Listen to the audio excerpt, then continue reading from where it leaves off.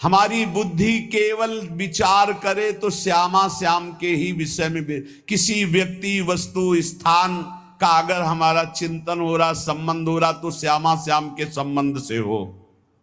जैसे गोस्वामी तुलसीदास जी कहते, नाते नेह राम के मनियत सुहृद सुसेव्य जहां लो। अगर ऐसा नहीं तो फिर हर वस्तु व्यक्ति स्थान में एक आसक्ति है, वो बांध लेगी, आप श्यामा श्याम तक नहीं पहुंच पाएंगे। इसलिए बुद्धि का जरूरी है प्रिया प्रीतम में स्थित होना। अगर बुद्धि ये निश्चय कर ले कि परम सुख स्वरूप श्यामा श्याम ही हमारे हैं, हम श्यामा श्याम के हैं, सुख है तो श्यामा श्याम के नाम में, रूप में, लीला में, धाम में। अभी आपने सुना आनंद का तारतम्य।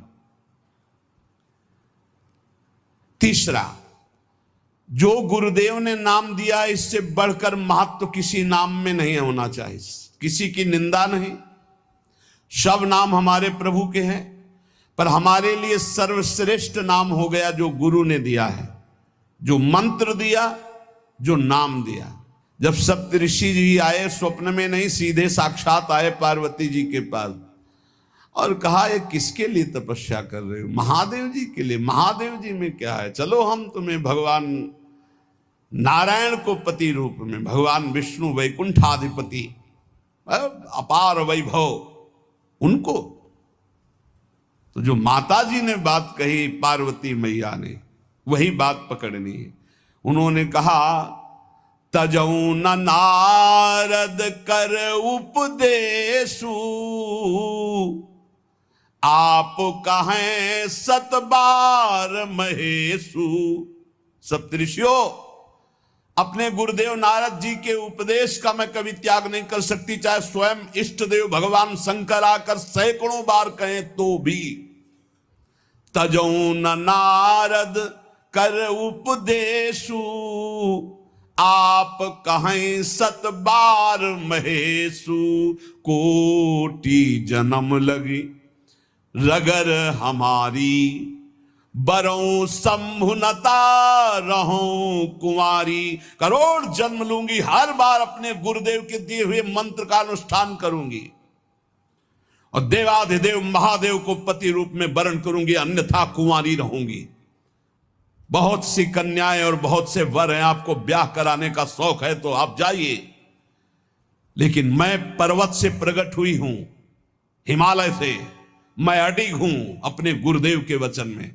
तो यहां कह रहे, उपासक को चाहिए कि अपने गुरुदेव के दिए हुए नाम मंत्र में ही निष्ठा रखे। स्वप्न में क्या, जागृत में आके ब्रह्मा भी उपदेश कर दें तो अपने गुरु के वचनों को नहीं टाल सकते, तभी उपासक आगे बढ़ता है। नहीं, माया रौंद देगी, चल के देख ले कोई। चौथा, समस्त इंद्रियां भोग विलास के लिए लालायित रहती हैं, सबकी। अब इनको भोग देना भी है, बिना भोग के, बिना विषय के जीवित नहीं रह सकते। शरीर चलाना है, सेवा धर्म पूर्ति करनी है, पानी पीना भी विषय है, अन्न पाना भी विषय है, देखना भी विषय है, सुनना भी विषय है, सब विषय के अंतर्गत आता है। तो यहां अपनी इंद्रियों से जो विषय ग्रहण करना है वो भागवतिक करना है। जैसे हमें पानी पीना है तो प्रभु को अर्पित करके राधा वल्लभ लाल की जय, और फिर भावना करो हृदय में प्रभु विराजमान है, जलपान करो। भोजन, भोग अर्पित किया, भगवत स्वरूप प्रसाद, हम प्रसाद पा रहे हैं। वस्त्र प्रसादी, सुनना भगवत विषय, देखना भगवत भाव, बोलना भगवत संबंध से। हर इंद्रियों के विषय को हमें भगवत संबंध से युक्त कर लेना है। यदि भगवत प्राप्ति करनी है, भगवत प्रेम प्राप्त करना है, तो पहला चरम लक्ष्य, मुझे इसी जन्म में भगवत प्राप्ति करनी, भगवत प्रेम प्राप्त करना है। दूसरा, बुद्धि का पूर्ण समर्पण अपने आराध्य देव श्यामा श्याम में। तीसरा, गुरु प्रदत्त नाम रूप लीला गुण सेवा उपासना सांगोपांग गुरु प्रदत्त। चौथा, समस्त इंद्रियां भगवत संबंध से युक्त। जब हम स्वसुख वांछा से युक्त होकर कोई भी विषय सेवन करते हैं, वो भगवत विमुख हो जाता है। जैसे हम कोई सूंघा वस्तु और वो प्रभु के संबंध से युक्त नहीं, ये स्वसुख वांछा से युक्त सूंघना ये बंधन कारक हो गया। ये राधा वल्लभ लाल जी का प्रसादी इत्र, अच्छा फूहा, कितना अब ये भक्ति वर्धक होगा, पाप नाशक होगा और आपके हृदय में आह्लाद। कोई भी क्रिया भगवत विमुख नहीं होनी चाहिए। हमारी प्रत्येक चेष्टा भगवत संबंध के लिए है। हमारा शौच स्नान भी भगवत संबंध के लिए, जैसे हम पात्र मार्जन करते हैं ऐसे हम लघु शंका शौच आदि से निवृत्त होकर पवित्र होकर अपने प्रभु की सेवा, प्रभु के सुमिरन में, वो भी भजन का एक अंग है। समस्त इंद्रियां सदा सर्वदा केवल भगवत विषयों के संबंध में ही रहे, सो सुख वांछा में न रहे। पांचवा,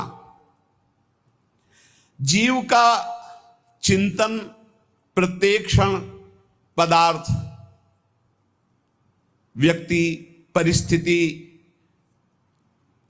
विचार, भोगों के, क्रियाओं के, संबंधियों के, जहां जहां जाए वहां से हटाकर अपने लक्ष्य श्यामा श्याम में लगाओ, या जहां जहां जाए वहां प्रिया प्रीतम की भावना करो। जीवन का प्रत्येक पल किसी व्यक्ति के विचार में, वस्तु के विचार में, स्थान के विचार में, भोग विचार में, जहां जहां जाए वहां से हटाकर श्यामा श्याम में लगाओ, या जहां जहां जाए वहां श्यामा श्याम को देखो। छठवां, चित्त की एक एक वृत्ति से तुम्हारे आराध्य देव कभी हटने ना पावे। बड़ी उत्तम स्थिति होती है उस उपासक की, एक एक वृत्ति भगवदाकार करनी है। जैसे समुद्र में करोड़ों तरंगे, ऐसे चित्त में लाखों करोड़ों वृत्तियां, हर वृत्ति भगवदाकार। गोपी जनों की थी, विक्रेतु कामा खिल गोप कन्या मुरारी पादार्पित चित्त वृत्ति, दध्यादिकम मोह वशादवोचद गोविंद दामोदर माधवेति। कैसी स्थिति?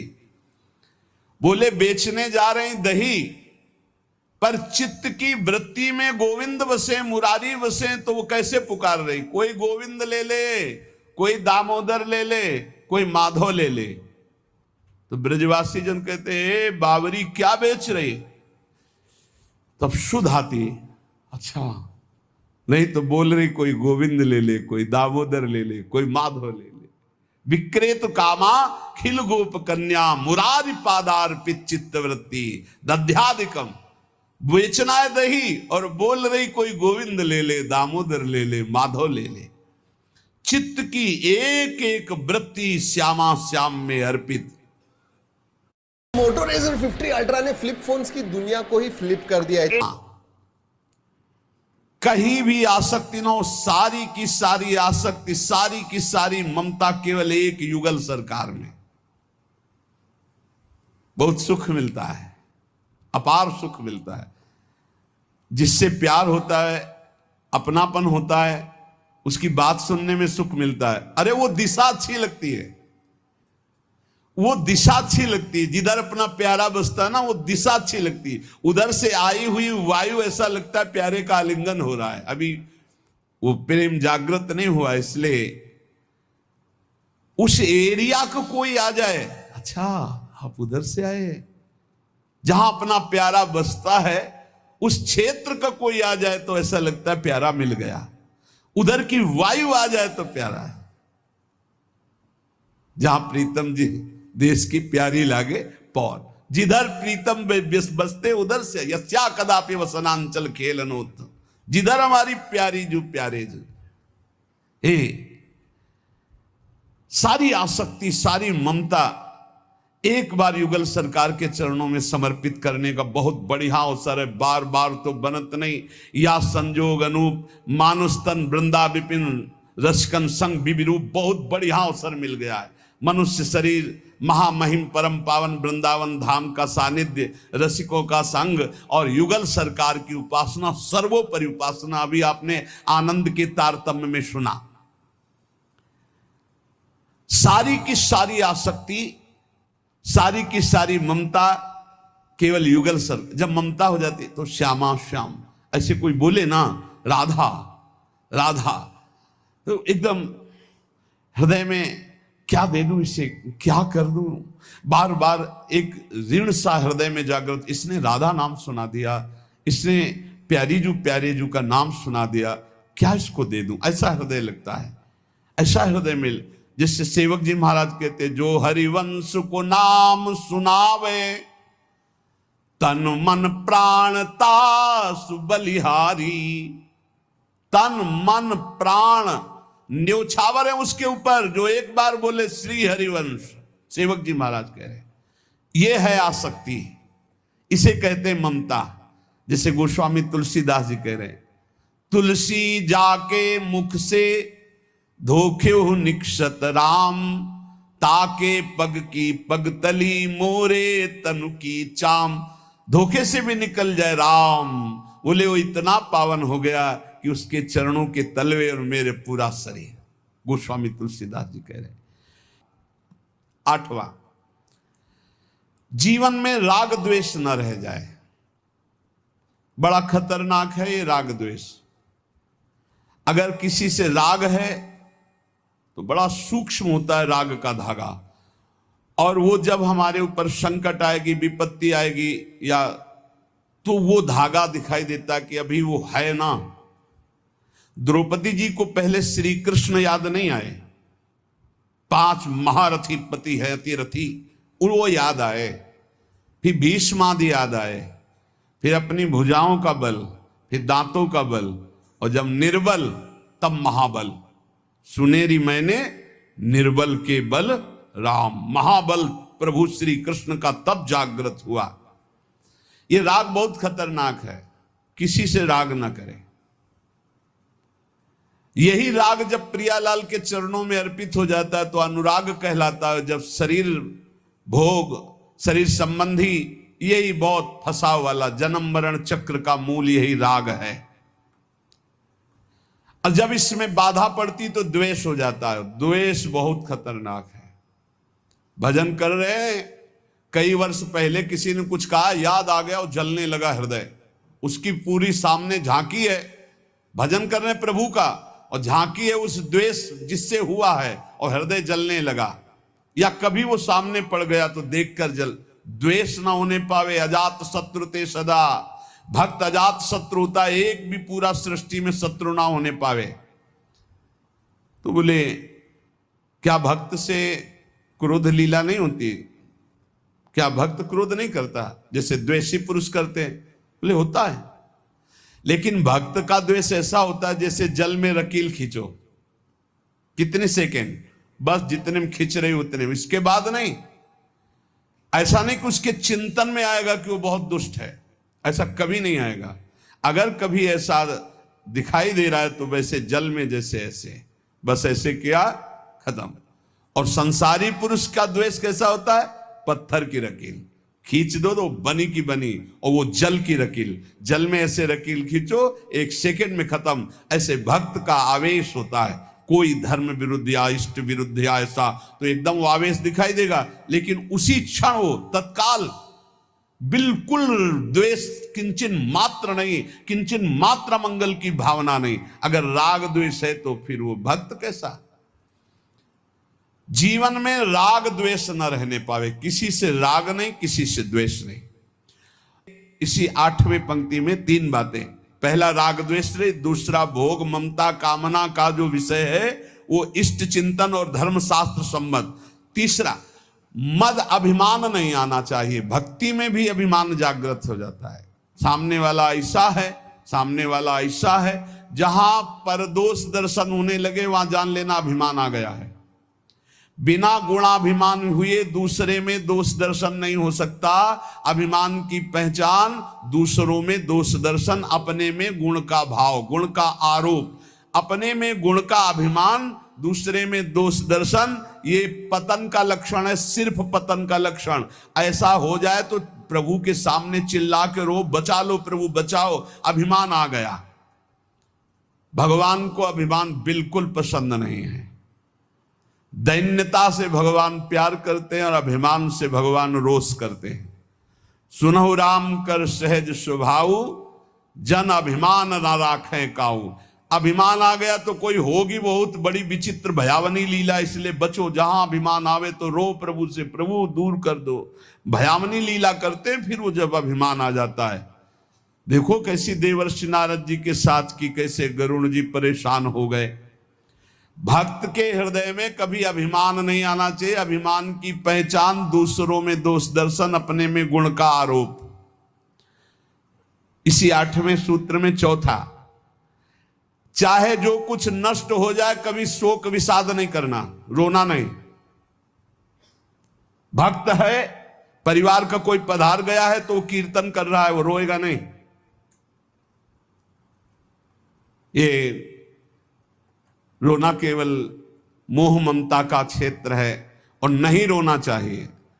जब अब गीता जी का पीछे व्याख्या चल रही थी तो जो रोज सुनते हैं उनको याद होगा, रोने वाले के आंसू और नाक लार सब उस जीवात्मा को पीना पड़ता है जो पधार गया है। कभी नहीं रोना चाहिए। उस समय नाम कीर्तन करना चाहिए, भगवत यश गुणगान करना चाहिए, उस जीवात्मा के मंगल के लिए भगवान का नाम जप करके देना चाहिए, रोना नहीं। कुछ भी नष्ट हो जाए, कोई भी मर जाए, शोक विषाद नहीं करना, रोना नहीं। ये भक्ति के मार्ग का विषय। मंजीरा उठाओ, सब मिलके कीर्तन करो और भगवान का यश गान करते हुए उनकी अंतिम यात्रा। भक्तों की तो मृत्यु भी महोत्सव होती है। संसारी लोगों के लिए छाती पीटते हैं लोग, उनकी मरे हुए व्यक्ति की छाती में नहीं, ऐसे पीटते हैं, ऐसे पीटते हैं। और जब वो पीट के रो रहे हो घर वाले, तब पूछना कि तुम क्यों रो रहे हो, तब असलियत पता चलती है। वो रो नहीं रहा उसके लिए कि इसलिए रो रहा है, वो अपने लिए रो रहा है कि हम जो चाहा अपने लिए, बस अपनी कामना की पूर्ति के लिए। भक्त को कभी ऐसा नहीं करना। कोई पधार गया बहुत गंभीर, कोई रोए तो डांट देना चाहिए, चुप शांत नहीं रोना। उस जीव को क्यों अब कष्ट देना। अब तो नाम कीर्तन, मान लो 50 लोग आए, 50 लोग नाम कीर्तन करो और फिर उसको भगवान के मार्ग में अग्रसर हो, आगे जहां जीवात्मा जाए उसका अच्छी जगह जन्म हो, उत्तम कुलवान भक्तवानों के घर में जन्म हो, भगवत प्राप्ति हो जाए उसको। ऐसे नाम कीर्तन करके उसको प्रदान करो, तब तो बढ़िया बन जाएगा। ये सब बैठे बैठे वो इधर उधर की बातें उच्चारण करके रोना, ये सब कुछ भी नष्ट हो जाए। भक्त के आंसू सिर्फ भगवान के लिए गिरते, ध्यान रखना। भक्त की आंसू रूपी धरोहर सिर्फ भगवान के लिए काट दिया जाए तो भी आंसू नहीं गिरेंगे। भगवान के लिए ही आंसू गिरने चाहिए। शोक विषाद नहीं होना चाहिए। कुछ भी नष्ट हो जाए, क्यों नहीं होना चाहिए। हमारी तो सब जीवन था, ये नष्ट हो गया। जिसने एक क्षण में अनंत ब्रह्मांडों का सृजन कर दिया वो मेरा स्वामी है। वो चाहेगा तो हर व्यवस्था हो जाएगी, हर व्यवस्था। और हम आपसे सच्ची कहते हैं, भक्त का जो कुछ नष्ट होता है अच्छा होने के लिए होता है, पक्का समझना। नामदेव जी की कुटिया में आग लगी तो सब अच्छा ही अच्छा हो गया, नहीं हुआ। कहीं भी कुछ भी, भक्त का अगर कहीं भी कुछ भी हानि होगी, तुम निष्ठा से रहना, सब बढ़िया ही होगा। आप देख लेना, परिणाम में देख लेना। शोक किस बात का। कोई नई व्यवस्था किया है मालिक ने, इसीलिए पुराने को आग लगवा दी है, या पुराना नष्ट हो गया, कोई नई व्यवस्था की। भगवान की ताकत नहीं कि वो अमंगल कर दे। किसी ने कहा हमारा मन भगवान में ना लगा हो और हम फिर भोग लगाएं, सेवा करें तो भगवान स्वीकार कर लेंगे। कहां, वो बड़े कृपालु हैं। अरे पूरे समय मन नहीं लगा, लेकिन आपने कहीं ना कहीं मन में तो ये बनाया था कि भगवान को हम भोग लगा ले जा रहे हैं। इतनी भी ना तो श्रद्धा थी पाई भर, ना कोई भगवान से अपनापन था। स्तनों में जहर लगाया था भगवान को मारने के लिए, और भगवान ने फल दिया यशोदा मैया को जो मिलता है। ऐसे तो हमारे कृपालु भगवान है। तुम दूध का भोग लगाने सही में जा रहे हो, अब मन लगे चाहे लगे तुम्हें फल तो मिलेगा ही। ये संशय मत करो, हमारे भगवान पर बड़े कृपालु हैं। शोक विषाद का विषय भक्त का नहीं होता। किसी के मर जाने पर, या किसी के नष्ट हो जाने पर, या किसी के छूट जाने पर। अमुक ने हमको छोड़ दिया, बड़ी कृपा की, क्यों। अब हमारा सहयोगी मित्र कौन होगा, भगवान। पक्का समझो, अगर हम किसी से अपनापन करते हैं तो सिर्फ भगवान के भाव से करते हैं। मेरे प्रभु आप इस हृदय मंदिर में बैठे, इसलिए मैं आप, बस और कोई संबंध नहीं, केवल एकमात्र प्रभु ही वही हैं। उसी रूप कितने हैं, लेकिन स्वरूप एक ही है। सब में वही हमारे युगल सरकार विराजमान है। और इसमें पांचवी बात, 8वें सूत्र में पांचवी बात, कभी भय और संदेह न करना, कभी भय न करना। किसी की किसी भी तरह से प्रतिकूलता दे